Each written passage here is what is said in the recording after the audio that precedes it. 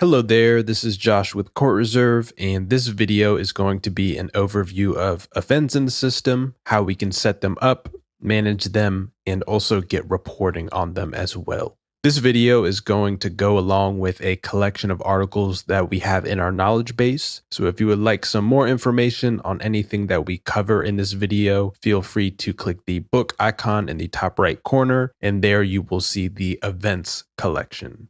If you have any additional questions, you can also reach out to our customer success team by clicking the green button in the top right corner. But before we get started and start setting up an event, there are a few things that we will want to get set up in the system beforehand. So I will get started by going to settings on the sidebar, scrolling down to the event settings row. And the first three things that I will set up are going to be event categories, event sessions, and event tags. A few of these other things we will also cover a little bit later in the video once we start setting up some events in the system. So if we click on the event categories page, these are going to be the different types of events that you are running at your facility. And with all of these event categories, these will also be ways that you can filter on event reporting. So however you want that reporting broken down for different types of events, that would be how I recommend setting up your event categories. So if you have 4.0 open play and 3.5 open play, and you want to easily be able to filter out 3.5 open play in your reporting in the future, you may want to consider creating those as different event categories if that's the case.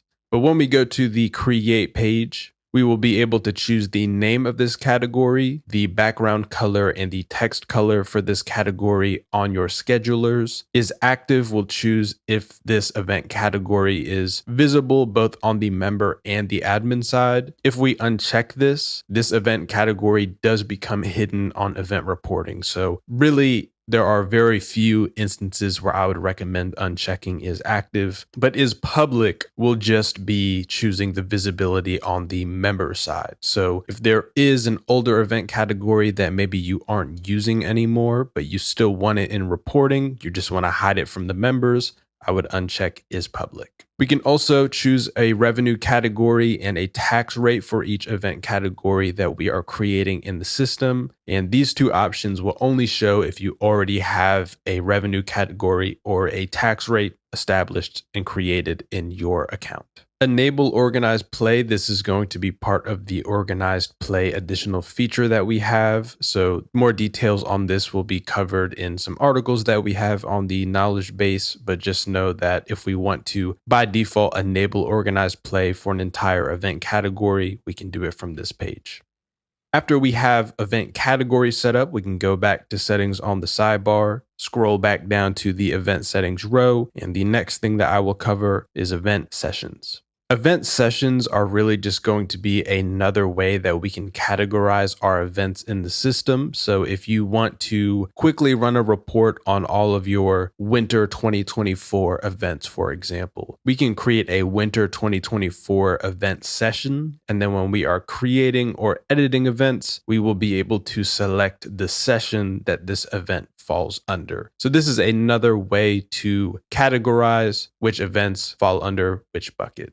And then next, if we go back to the event settings row under the settings page, the last thing that I'll touch on right here are event tags. Event tags are going to be a quick way that members can filter the type of event that they are looking to register into. So if you have junior, adult, and senior clinics, when we are setting up an event, we can apply the tags that apply to that specific event. And then from the member portal, if I'm looking for senior clinics, for example, I can quickly filter by the senior tag and find all of the events that fit this tag here. So this is going to be more of a quick way that members can filter the specific type of event that they are looking to register into. For example, we can also do a morning, afternoon, or evening tag. So if a member is looking for that morning clinic, they can quickly just filter the events that fall under this tag. So again, just another way that we can categorize these events so that they are easier to find on the member or the admin side when looking for a specific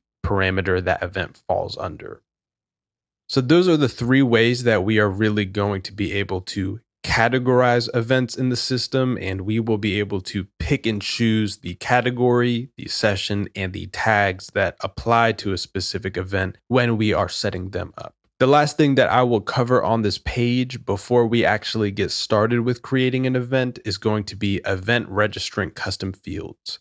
So under the event settings row, if we go to the custom fields page, we will be able to see all of the custom fields that we have in the system. But if we go and create a new one, we will be able to choose the category here. So this is going to be a custom field that the member would fill out when they are registering for an event. And this will be applied by each event when we are setting it up. So if there are some instances where you need to ask the member a specific question, but maybe it doesn't apply to every event, or maybe Court Reserve doesn't already have that field in place, when we are selecting the category for a custom field, we can choose event registrant. Event is going to be just a custom field that shows only on the admin side and has nothing to do with the member that's registering. So if this is a question we are asking the member, we want to make sure we choose event registrant as the category. From there, we can choose the field type that the member will be filling in. So text box is going to be a smaller text box, sort of similar to this label field where they just type in the information. Text area is just going to be a bigger text box for the member to fill in when they are registering. And then we have the drop down option. With the drop down option, you will be able to pick and choose the options that the member will be selecting from. And all of these options will be in a drop down when they are registering into that event. From there, we can choose the name of this custom field. So if you have a question that you're asking the member, like shirt size, this is going to be where we can add that question or clarify the information we are trying to get from the member. We can choose if this custom field is going to be required. So if this is going to be something that you want to require the member to fill out whenever they are registering to an event that has this custom field on it, we can check that setting here. And then we can choose if this custom field is going to be showing on the member portal or on the admin side whenever that registration is taking place. Here we can choose if it's enabled or not. And here we can also choose if this is going to show on the registrant list. And when we're a little bit further along in this video, I'll show you what that registrant list looks like. But this is going to be how we can create any type of custom field or custom question that we need to ask a member. And again, we can apply this on an event by event basis. So this is not something that needs to be applied to every event when we are creating it.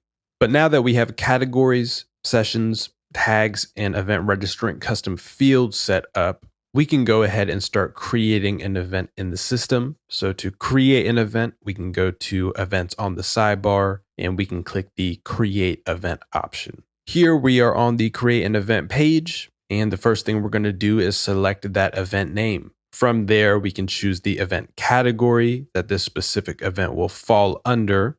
And if we don't have a specific event category set up at the time of choosing the event, we can also quickly create that new event category directly from this page. This is also going to be where we can select those tags that are going to fall under this event. So if I just want to make sure members know this is a morning event, we can add those tags here. And then from there, if you are using the event sessions, we can also select which session this event is going to fall under. From here, we can choose the maximum registrants. So if we do have a cap here, this is going to be where we can select that maximum. And once we add any type of number here, that's also going to give us a new allow waitlist option. And I will go further in detail on this setting once we get there. From that point, we will start setting up the date and the times here for this event. So if we ever have an event that is outside of your hours of operation for any reason, we can always check off this setting here. If not, we won't need to check it off. And then we can choose the event date. And if we are setting up a recurring event, this will really just be the first date this event is going to fall under. So if I'm going to have an event that's on August 3rd, we can choose that date, and then we can choose the start time and the end time for this event. So now at this point, we have one event date set up for this event. If this is a recurring event, we can use the recurrence field. And when using the recurrence field, we can choose a daily, weekly, monthly, or custom option. So if we have a camp, for example, that runs Monday through Friday in 1 week, we can choose the daily recurrence. We can have it recur every 1 day, and then we can choose our end date. If we use the weekly recurrence, we'll be able to have this event recur every X amount of weeks. So if it's a weekly event, we can have it recur every 1 week. If we choose the monthly recurrence, we can choose the recurrence on a monthly basis. So if this recurs every month on the last Friday of the month, for example, we can set that up here. Or if we choose a custom recurrence, we will be manually choosing the dates that this event repeats on.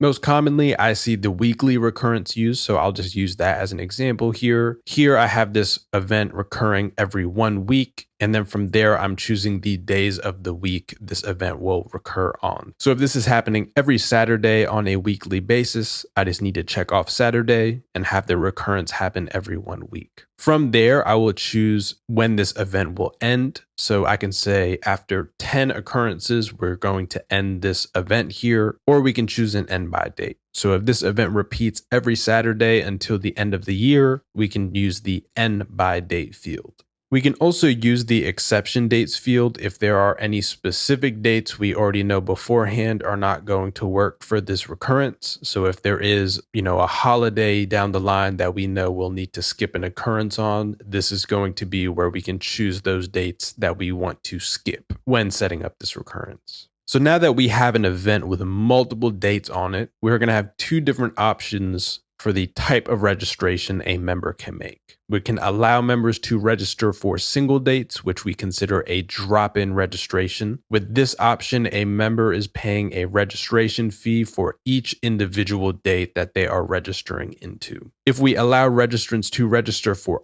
all dates, we consider this a full registration. And with a full registration, there is a single registration fee, but it's a single fee for all recurring dates on this event. So the pricing structure here is going to differ for members depending on the option that we give them, and we can give them both options if we would like to.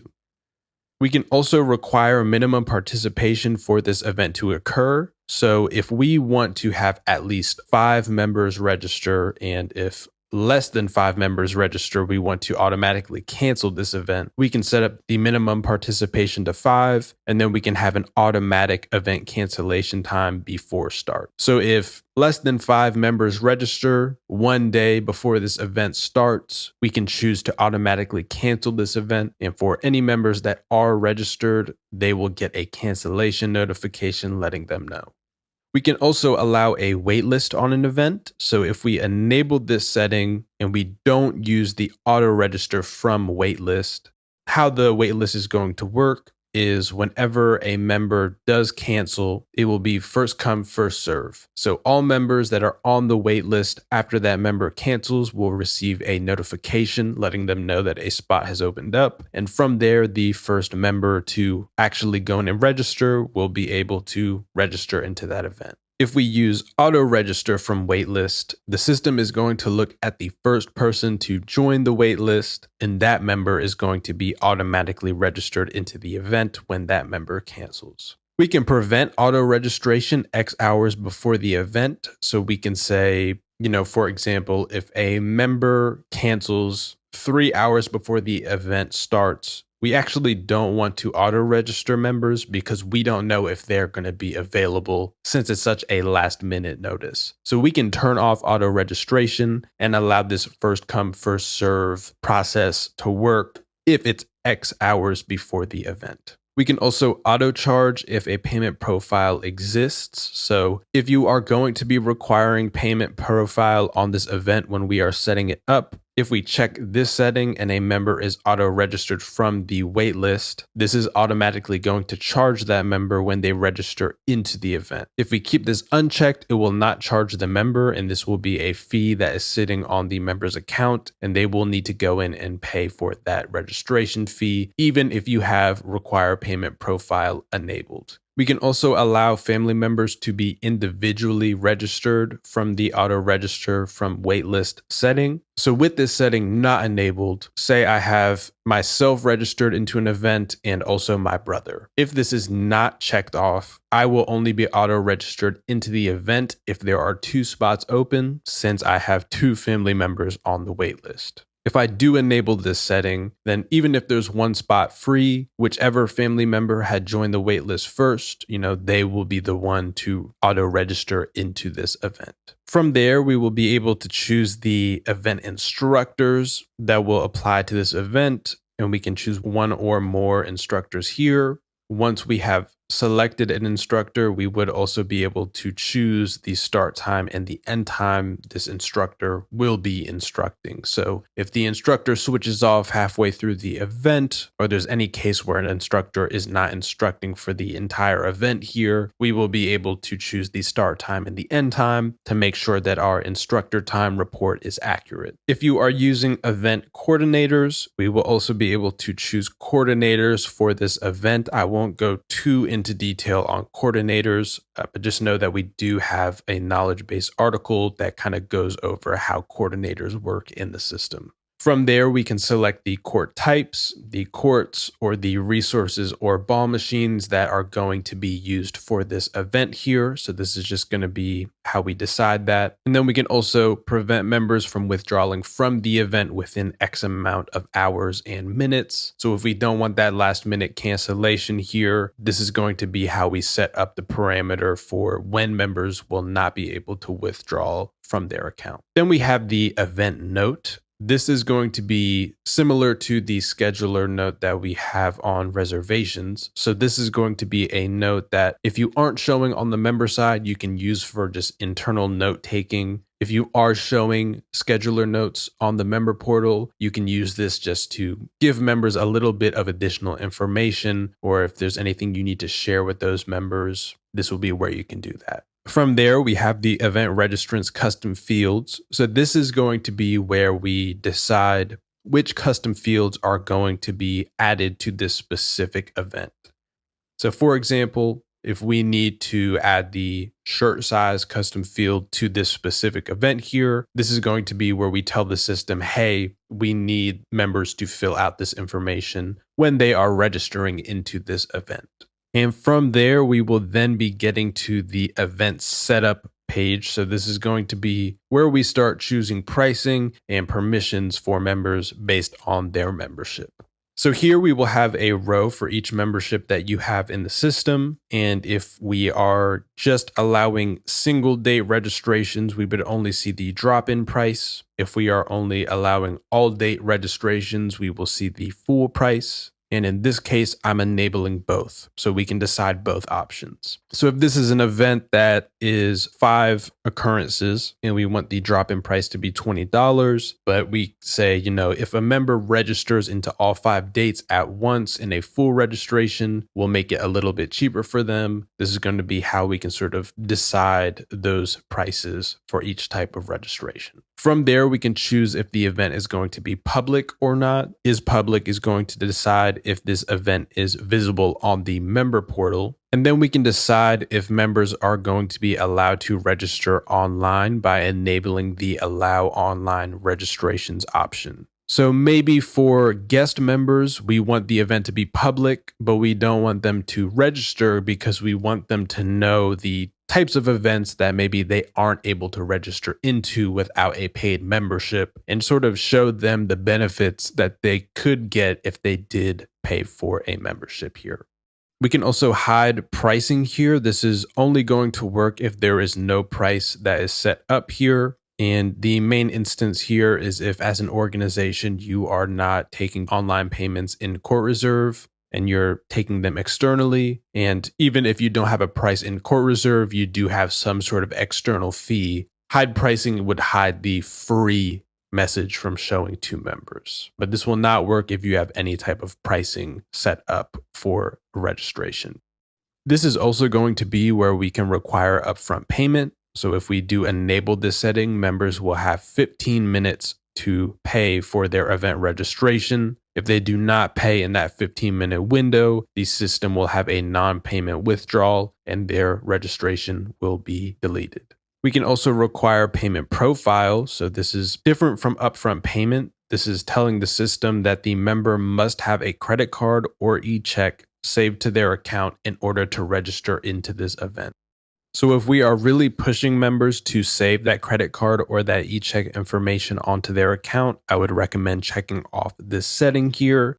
And then we can also require approvals. So if we want each member's registration from the member portal to go through a manual approval process for this event, we can check off requires approval. And then for admins, they can go to the sidebar navigation to do page. And that's going to be where they can approve or decline any type of manual approval they have in the system.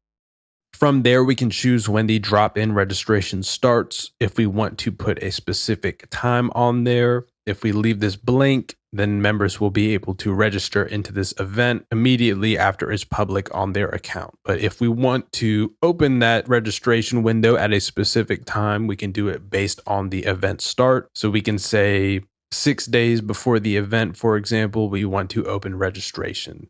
And we can also do this by membership type. So maybe we want to open registration a little bit earlier for our premium membership versus our typical individual membership. Or maybe we want to open it earlier for individual members rather than our guests. This is going to be where we can set up that parameter, or we can choose specific dates and times. So if you're a new organization and you have an opening day and there's a specific date and time you want to open that registration, this is going to be where we can select that. And we will be able to do that both for the drop-in registration and the full registration. We can also choose when the registration ends before the event. So if we don't want any last-minute registrations into a specific event, we can say, 12 hours before this event begins, we're going to close off the registration. And then from there, we can choose if we'd like to show the registrant list on the member portal. So if we want for members to see who else is registered into this event, we can check this setting off.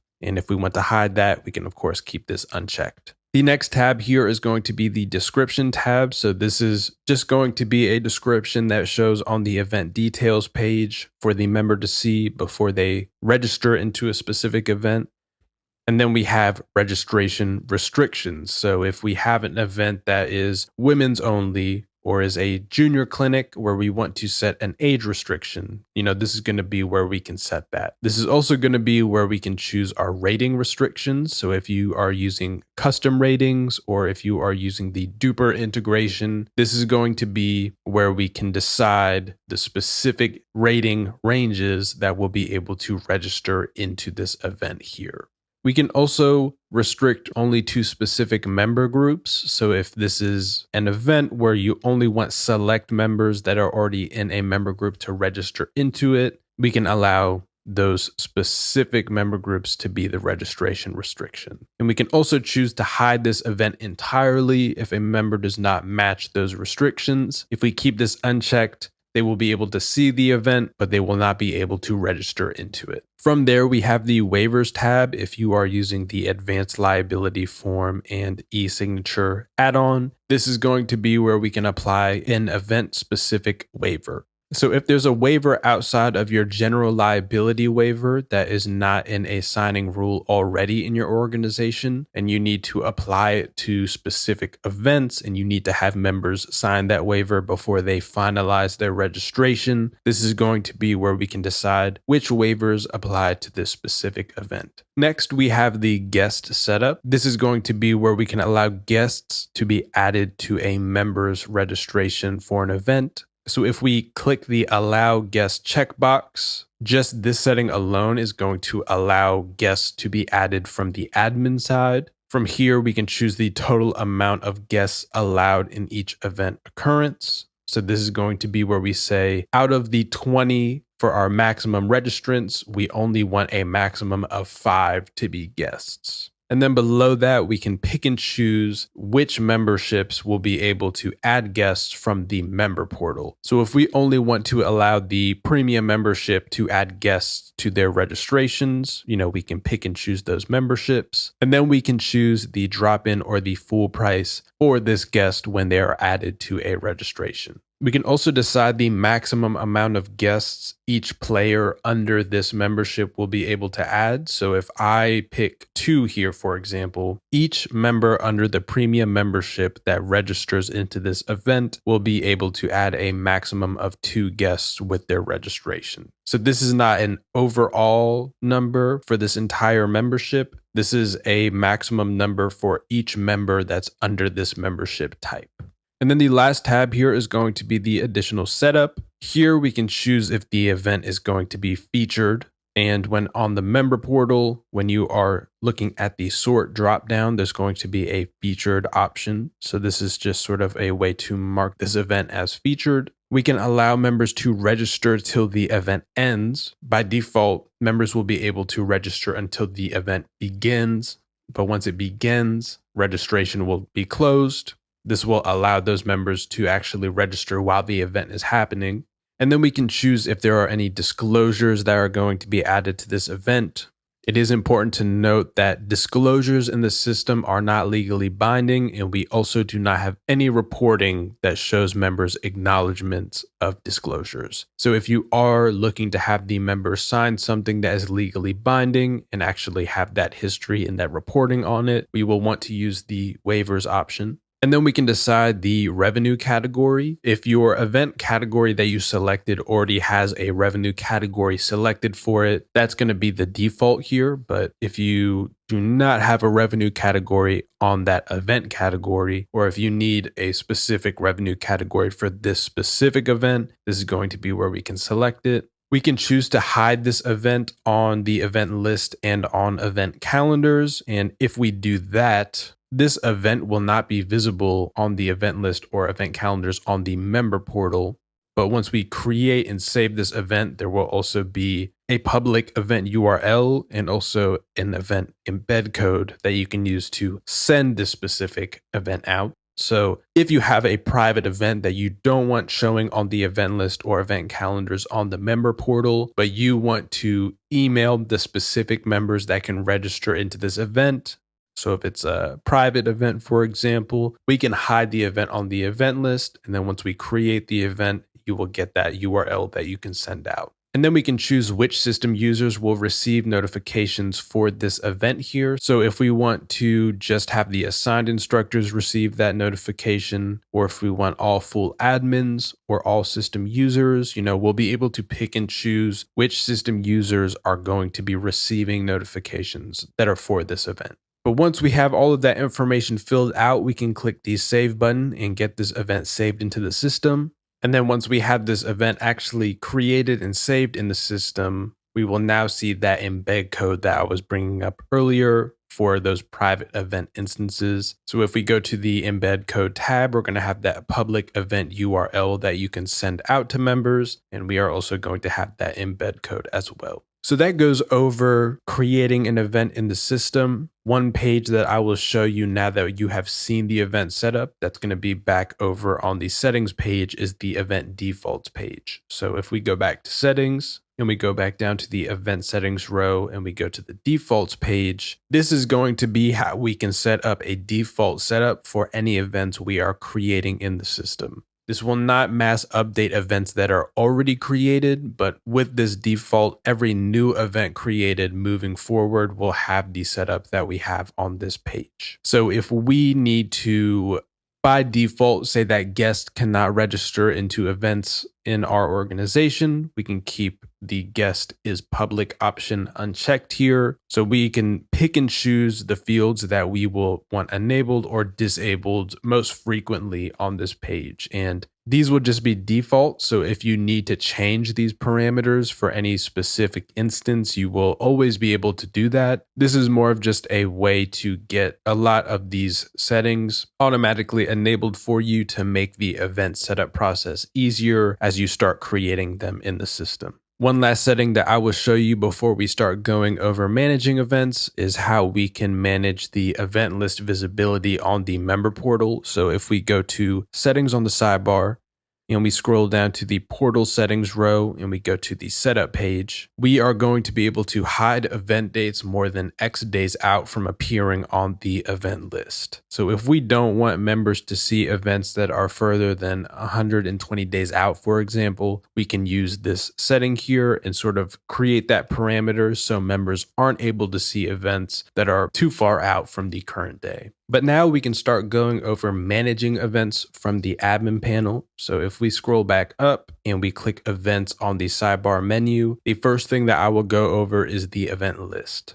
This is going to be where we can see all the events that we currently have set up in the system. Something that's important to note here is we do not see each event occurrence here. So if we have a recurring event, it only shows up once on this event list. But when we click on it, we will be able to see all of those recurrences here. This is going to be where we can sort of manage the events that we already have created in the system. We will be able to update events, go to the dates tab for a specific event, look at the audit log. We can also copy an event from this page, or we can cancel all occurrences for an event. Before I go too far into the registrant list, another view that I will show you is the calendar view. So this will show us a calendar of all of the events that we have taking place, and we will be able to filter by day, week, month.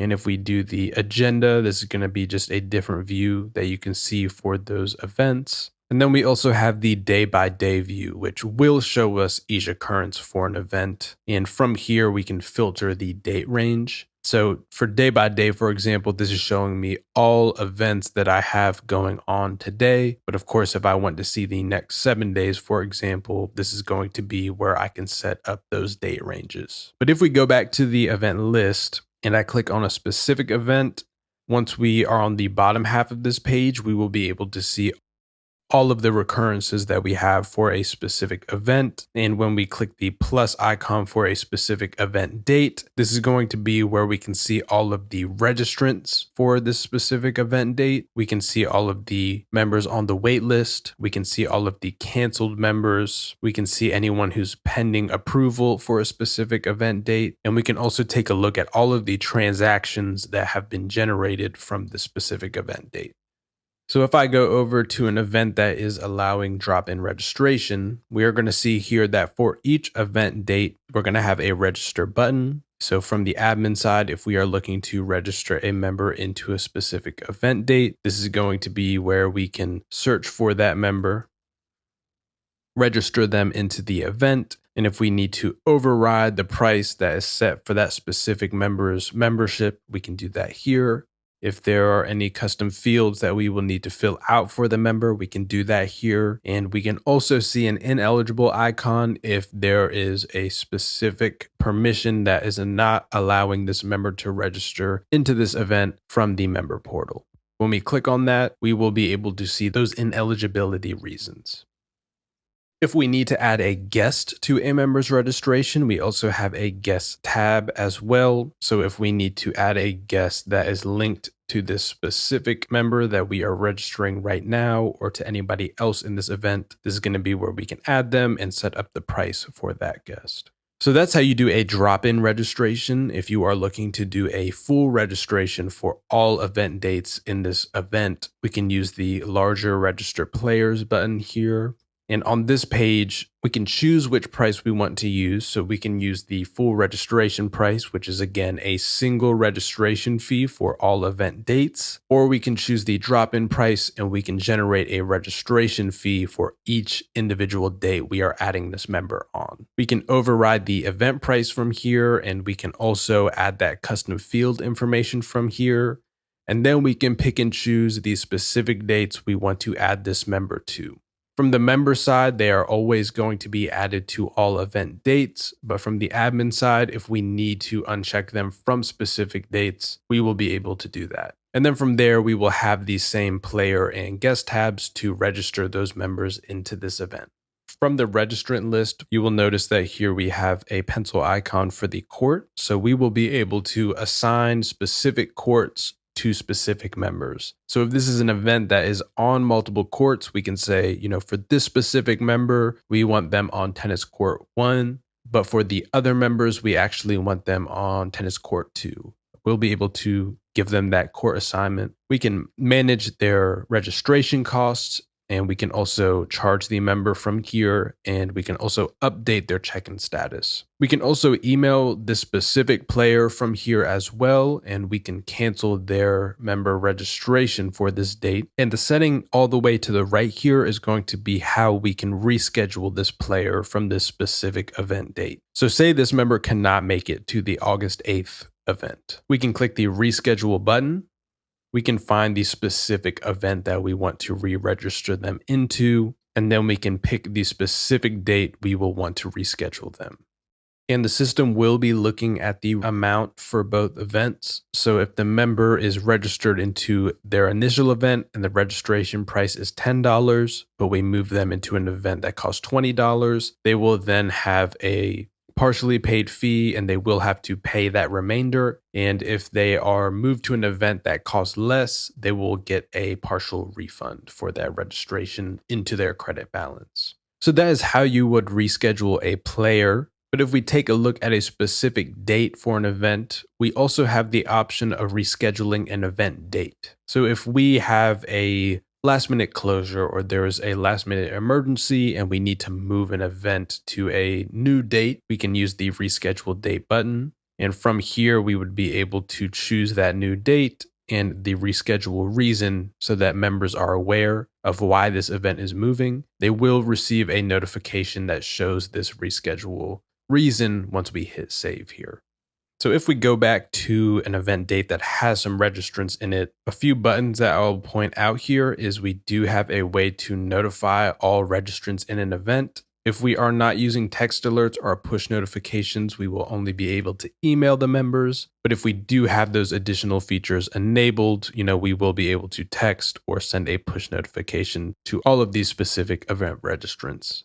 We can also add members to the waitlist from here if we have hit that maximum registrant amount. And this is going to be where we start moving into the report section of this video. So directly from the event list, when we are looking at an event or even a specific event date, we will have an attendance report that we can run here.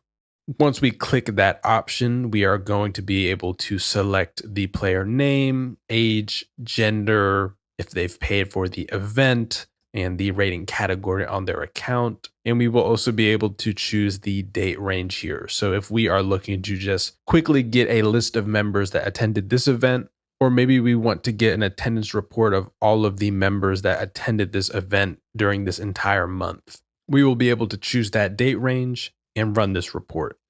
That will give us an Excel sheet where we get a row for each registrant. And from here, we will be able to see if they registered into that event date, if they were marked as checked in, and also if they have paid for that specific event date. So that's one report that we can find really easily directly from the event list. But if we go back to reports on the sidebar, there is going to be an events drop down here where we'll have a few other event reports that we can run. We have the event summary, and from the event summary, we will be able to choose the event start date and end date. In the start time and end time, we will be able to choose the categories, event sessions, and those tags. So we will be able to choose all of these different ways we categorized events very easily from this reporting. We can also filter by instructors or coordinators. But here we will be able to see the category, the event session, the event name, the dates for this event, any instructors or coordinators on this event. And we will be able to see the number of members registered. We will be able to see the max capacity.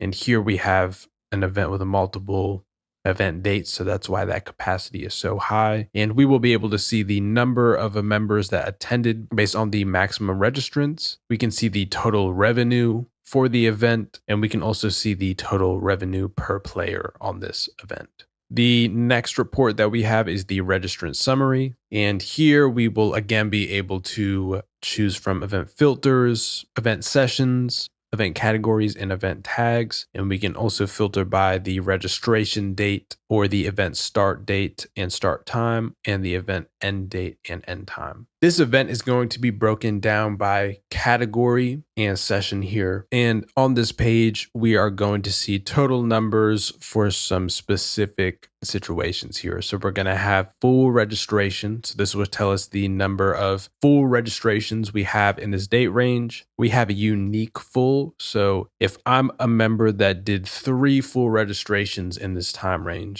I would show up as 3 under the full registrations, but only 1 under unique full, since I'm one member that made 3 registrations. We have the number of drop-in registrations and unique drop-in registrations, and it's the same instance here. If I do 5 drop-in registrations in this time range, I show up as 5 under the drop-ins column and 1 under unique drop-ins. And then we have the number of drop-ins that were on the wait list and the number of full registrations on the wait list. And then the last event report that we have here is the registrant details report. This is going to be how we get some details on specific registrants for an event. So we're going to have a decent amount of filters here, so we can choose registered on, event start date and end date, as well as start time and end time. We can filter by specific registration statuses. So if we want to see a list of members that have joined the wait list in the last week, we can choose the waitlisted registration status, and then we'll be able to filter by categories, tags, instructors, coordinators, the specific event IDs and event names. And we can also filter the registrants by membership or by check-in status. And then from here, when we are looking at the report output, we'll be able to take a look at the date and time that member registered, what that member's phone number is, the day that they had paid for their registration. So again, this is really just a way to run a report to get the details on the members that registered into the specific events. And those events that are included in this report are going to depend on the filters we are using here. So that is an overview of events in the system. I know that is a lot of information. So if there are any topics that you want to learn a little bit more on, feel free to go to our knowledge base by clicking the book icon in the top right corner. And if you have any additional questions, you can always reach out to our customer success team by clicking the green button in the top right corner.